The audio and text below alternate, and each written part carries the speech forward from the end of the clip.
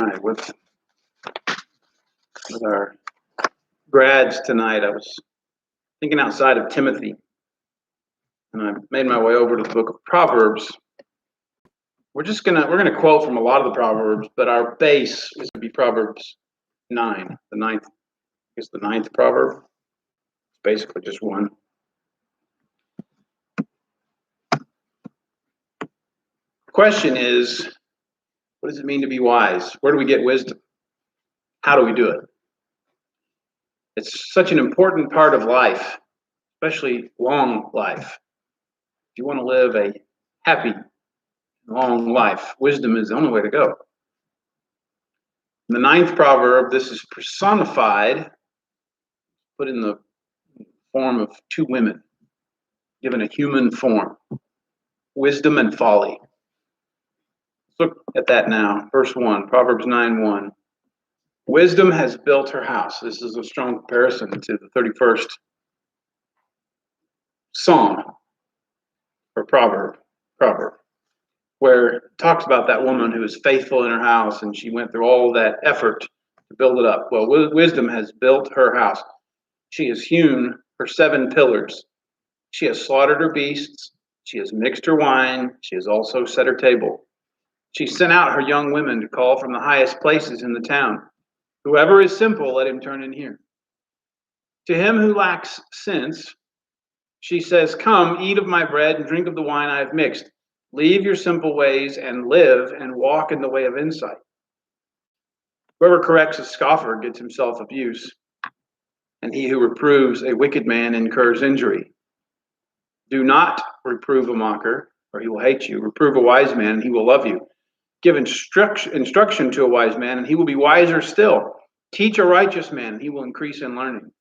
The fear of the Lord is the beginning of wisdom, and the knowledge of the Holy One is insight. For by me your days will be multiplied, and years will be added to your life. If you're wise for yourself. If you scoff, you alone will bear it. The woman Folly is loud. She is seductive and knows nothing. She sits at the door of her house. She takes a seat on the highest places of the town, calling to those who pass by, who are going straight on their way. Whoever is simple, let him turn in here. And to him who lacks sense, she says, stolen water is sweet, and bread eaten in secret is pleasant. But he does not know that the dead are there, and that her guests are in the depth of Sheol, the grave. So the first thing he does here is sets up this comparison between wisdom and folly, wisdom and foolishness. And the thing is that both of them call out. And both of them call out to the same group of people. They're both looking for the simple, for those who lack understanding. Wisdom, it says, has sent out her young to call from the highest places. And look at what she says. This is verse 4. Whoever is simple, let him turn in here. To him who lacks sense, she says, come and eat of this banquet that I've prepared. Come and enjoy your time here. Leave your simple ways and live and walk in the way of insight. Now, Folly, she does something very similar. She puts up her seat at the highest place in town, where she's the most visible, and she sits at the door of her house, calling to those who pass by, who are going straight on their way. So both of them call out to the same group of people, but there's a major difference in not only their message, but their method. How does wisdom approach the simple? How does folly approach the senseless? Well, if you'll look again at verses 11 and 12, you'll see how wisdom warns and teaches good. And we're going to look at a lot of passages here for this part. But wisdom focuses on the warning of the danger of sin, warning against the destruction that comes with it, the death that comes with it. And instead, she teaches good. She says there in verse 11, by me, your days will be multiplied. If you come in and eat at this feast, your days are going to be multiplied. You're going to have long life, and years will be added to your life. If you're wise, you are wise for yourself. In other words, it's the opposite of the next part. If you scoff, you alone will bear it. So if you do something worthy of judgment, you're the one who's going to suffer for it. If you're wise, it's for yourself. Look, this is for your own good. That's what she's saying. How about this? Let me just give you a few references. Wisdom, especially in the first 9 Proverbs, calls out a lot, and it's personified as a woman a lot. And folly is personified in those same chapters as an adulteress. Wisdom says, whoever listens to me will dwell secure and will be at ease without dread of disaster. If you're wise, if you do the things that you're supposed to do, and you do them well, you're not going to worry about disaster. Kind of like that woman who said in Proverbs, where it says that she has no fear of the winter. Look, she's already got the wood, she's already got the food, she's already got the clothes made. Winter is no big deal to her. That's what wisdom is. Whoever listens to me will dwell secure and will be at ease. No fear of disaster. In chapter 8, verse 6, she says, hear me. I will speak of noble things. Now, this is a contrast between what folly says. Folly is very sensual. Folly is very focused on the now, very focused on things that feel good. Nobility isn't something that always feels good. It's not always something that's sensual. We may have a romanticized idea about it, but nobility itself, that is the painful things that come with it. It may not be what people want to hear, but she's saying, hear me. It doesn't matter what you want to hear. What matters is what you need to hear. And I want to speak of noble things. And from my lips will come what is right. That's a total opposite. You think about how the false teachers in the New Testament say things that tickle men's ears. They say what they want to hear. She says, I'm not going to do that. I'm going to tell you what is right. For my mouth will utter truth. Wickedness is an abomination to my lips. This is what wisdom is in Proverbs 9. This is what wisdom is. Wickedness is an abomination to my lips. There's no way I can even be this way. All the words of my mouth are righteous. There is nothing twisted or crooked in them. This is her call to the simple. She sees those people who are going, and they don't know life. They don't know the right way. And she calls out to them and she says, you want to live right? You want to do what is right? You want a long life? You want peace? You want blessings? Follow me. Hear my words. I'm going to talk to you about the truth. And I'm not going to mix it with any kind of wickedness or any kind of falsehood. Again, in chapter 8, verse 12, she says, I, wisdom, dwell with prudence, and I find knowledge and discretion. The fear of the Lord is hatred of evil. So the thing I want to show you early on here is that these are just personifications. Wisdom and folly as women don't exist. It's not about women. It's about this personification of them. So when we go to the next part and we start talking about folly and we talk about how she's an adulteress and all this, you don't have to limit your mind to just sensuality, just sexual sin. This is about life in general. This is about the fear of the Lord is hatred of evil. There's always a temptation to do the thing that feels better instead of doing the thing that feels right, that is right. The thing that is right is better than the thing that feels good. The fear of the Lord is hatred of evil. The fear of the Lord is the beginning of wisdom. Those two things, all these go together. Pride and arrogance and the way of evil and perverted speech I hate. I have counsel and sound wisdom. I have insight. I have strength. This is how wisdom gives the long life that it promises. By me, kings reign and rulers decree what is just. By me, princes rule and nobles, all who govern justly. I love those who love me, and those who seek me diligently find me. One of the questions we're asking is, how do you get wisdom? Here's a pretty simple answer. Those who seek me diligently find me. Those who seek to know and do what is right find it. Riches and honor are with me, enduring wealth and righteousness. Go to chapter 3, verse 16, Proverbs 3:16. Main passage is Proverbs 9, comparing wisdom and folly. Proverbs 3:16 Speaking again of wisdom, long life is in her right hand. In her left hand are riches and honor. Her ways are the ways of pleasantness, and all her paths are peace. She is a tree of life to those who lay hold of her.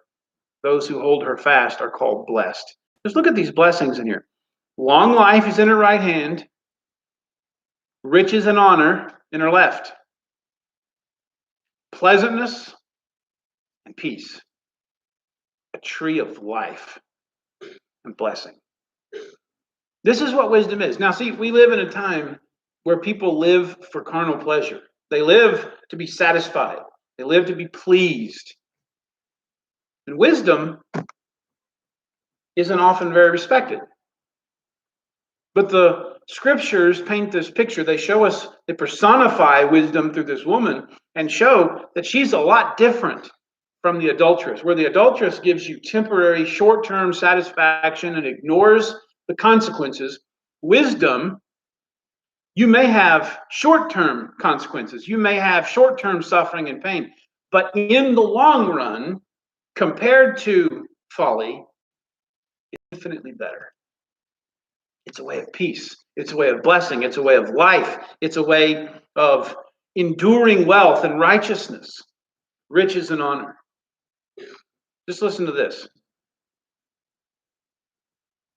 Blessed is the one who finds wisdom and the one who gets understanding. For the gain from her is better than gain from silver, and her profit better than gold. She is more precious than jewels, and nothing you desire can compare with her. That's the verses right before. Nothing even compares to the wisdom that we get from God. Now, that's how wisdom calls out to the simple. She warns against going the wrong way. She promises good things and teaches those good things. Now, how does folly do it? There in verse 17 of our main Proverbs 9, verse 17. She flatters them and she tells them lies. Listen to this lie. This is sort of a proverb in its own right. Sweet or stolen water is sweet, and food eaten in secret is delicious. Now, she is the drink and the food here. You come to me and you get what you're not supposed to have through this adulteress. Back in chapter 2, verse 16 or so, it says that she's an adulteress who forsakes the companion of her youth. So she's married, she has a home of her own, she has responsibilities, duty, obligation. She doesn't mind that. Instead, she comes out and she says, hey, stolen water's sweet. The impulse, satisfying your impulse, that's what really feels good. That's what will really drive you. That's going to make you happy. That's going to make you blessed. The problem is that none of that's true. Oh, it may be for a short time, maybe very pleasing. But there's something funny about pleasure. It eventually, if you live for pleasure, it leads to pain. One of the most interesting, this is so fascinating to me. In the civilization that the Romans built, how decadent it got, how hedonistic it got. They did atrocious things. That Colosseum, how do you get to a point in life where the only way that you can feel joy and satisfaction is through watching people's blood shed? Innocent people. They took virgins from the people that they captured, parade them around naked, and then watch them be executed or eaten by animals. And they roared at that. How do you get to that place? Well, it's because if you experience and live for pleasure continually, you always need a little more pleasure to continue. It's not, it's kind of like drugs or alcohol. You reach a certain point and it doesn't affect you anymore. And so you need a little bit something stronger. You need a little bit more, and then that doesn't work. And then you need a little bit more. It's the same principle. It's the whole reason that pornography is so dangerous. Illicit relationships are so dangerous because it's always a little bit more to feel the pleasure. What she says is, hey, this is sweet. This feels great. Come and partake of this with me. But this is the way of an adulteress. She eats and wipes her mouth and says, I have done no wrong, unaware just how wicked she is. The lips of a forbidden woman drip honey. Again, we're not just talking about adultery here. We're talking about all sin in general. All impulse that is sinful. Her speech is smoother than oil. But in the end, this is Proverbs 5, 3 through 6. Her lips drip honey. Her speech is smoother than oil. But in the end, see, this is the thing.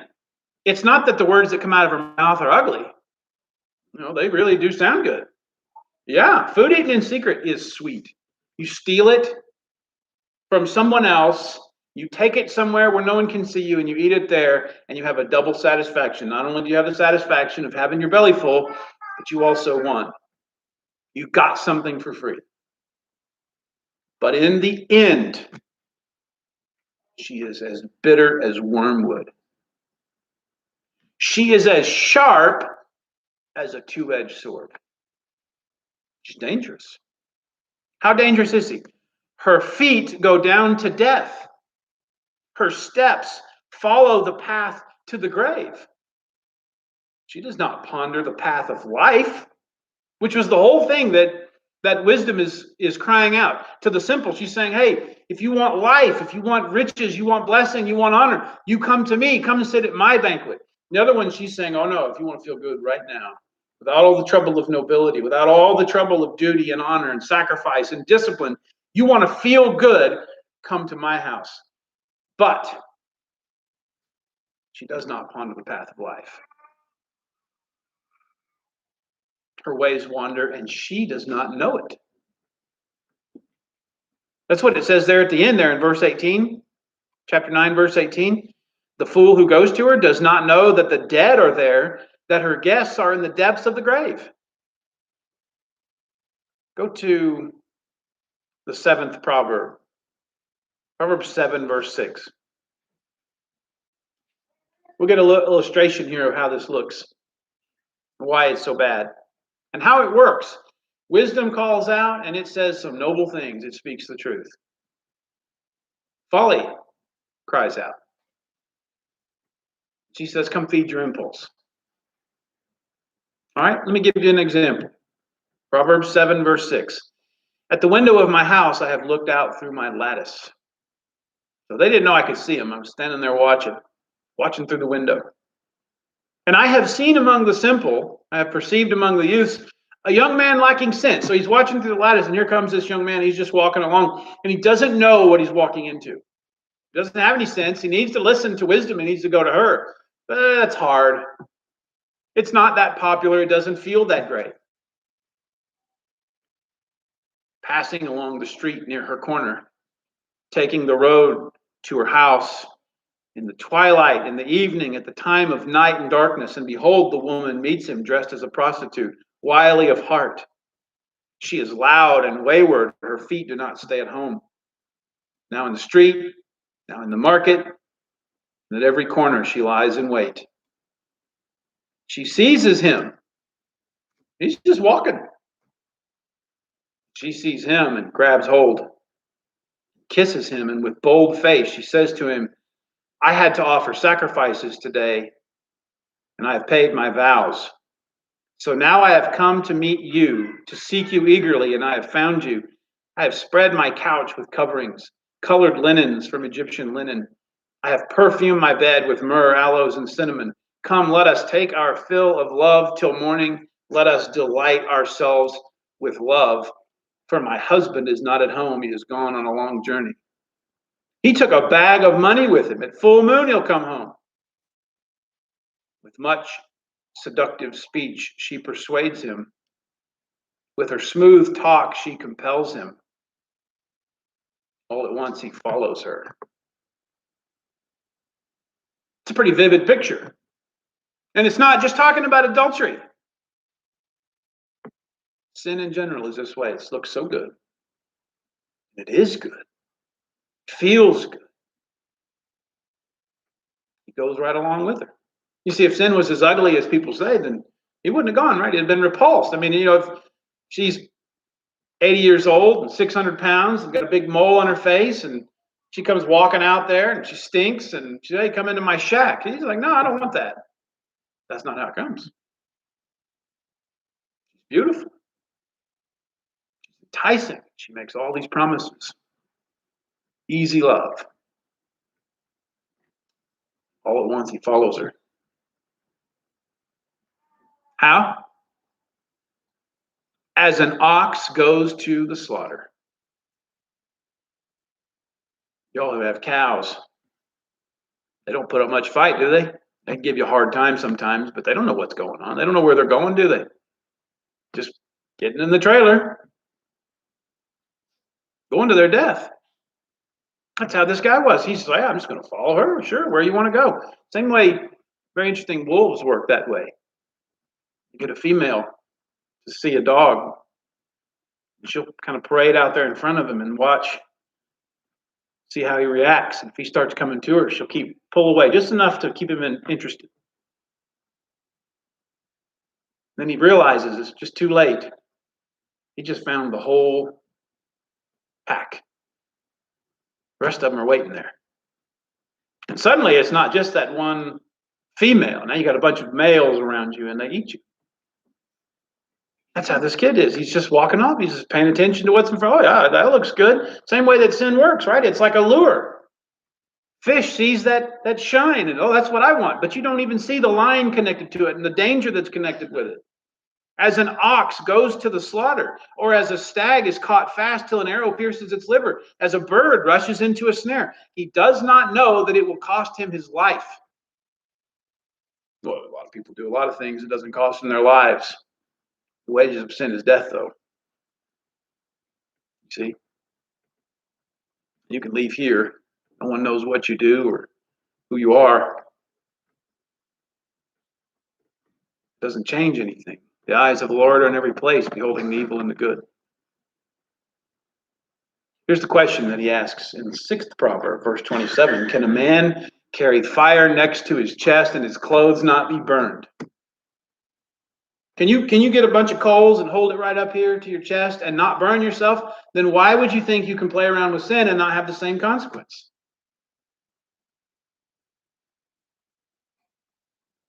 Can one walk on hot coals and not scorch his feet?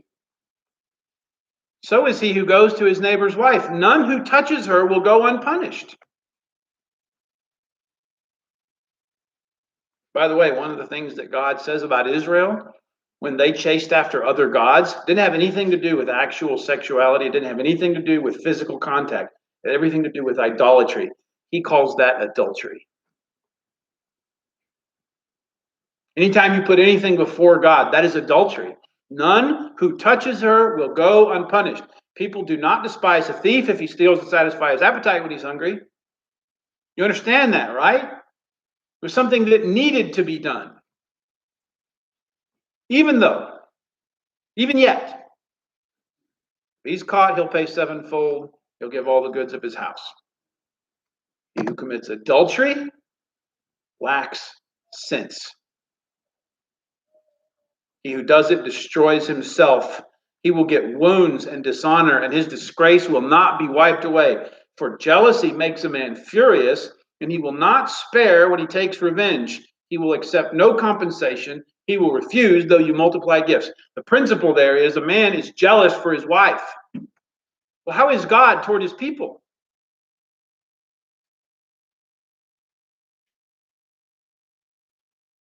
The soul that sins shall surely die. And there's no gift you can give. There's nothing you can bring to change any of that.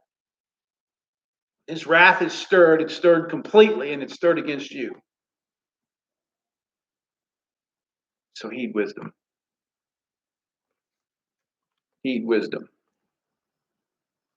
Folly, back in chapter 9, verse 15, calls to those who are going straight on their way. That's an interesting phrase to me. They were going straight on their way. It's like that kid walking through the street. He's just walking, going to my place. She comes to him. She initiates the contact. And she focuses on those passing pleasures and minimizes the consequences. Look, my husband's gone. It's not going to be a big deal. It's going to be the time of your life. And it urges us, folly urges us, to forget the future and just live for the moment. Can't listen to her.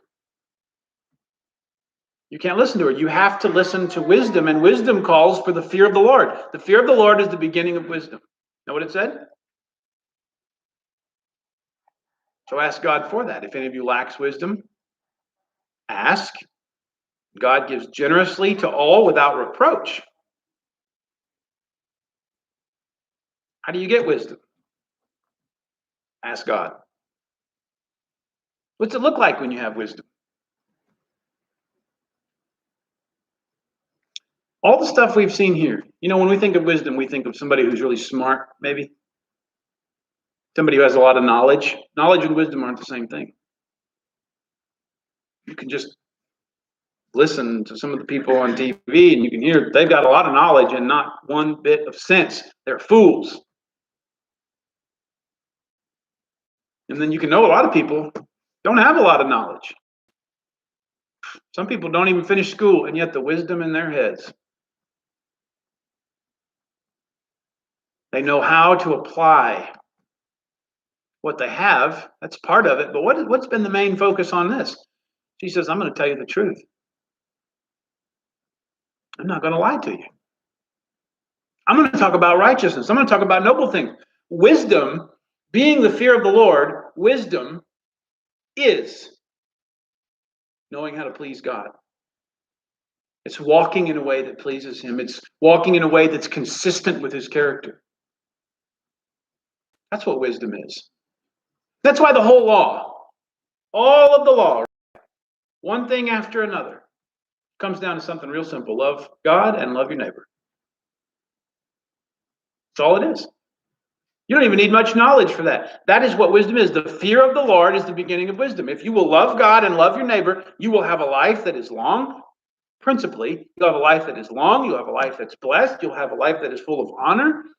You're not going to do things against God to stir up His wrath or against other people to stir up theirs. That's all wisdom is. Do what's right. Trust God's promises and walk in His ways. That's not so complex, is it? But it's all done in decisions. It's done in what you decide to do, how you decide to live. Listen to this. I'm going to read two more, and then we'll be done. When it comes to wisdom, chapter 4, verse 5 says it like this: get wisdom. Wisdom is calling out to you so that all you have to do is respond. All you have to do is ask. Now, I'm talking to believers here, right? Because the first step in true wisdom is if you confess with your mouth that Jesus Christ is Lord and you believe in your heart that God raised Him from the dead, you'll be saved. And the Spirit gives us wisdom. As Christians, He says, get wisdom. Get insight. Do not forget. Don't forget. It's like He's talking to one of my kids there. Get it and don't forget to get it. Do not turn away from the words of my mouth. Do not forsake her, and she will keep you. Love her, and she will guard you. You see how intentional this is on the part of the person who's practicing it? Look, it's like your wife. Love her and cherish her and provide for her. You come to her.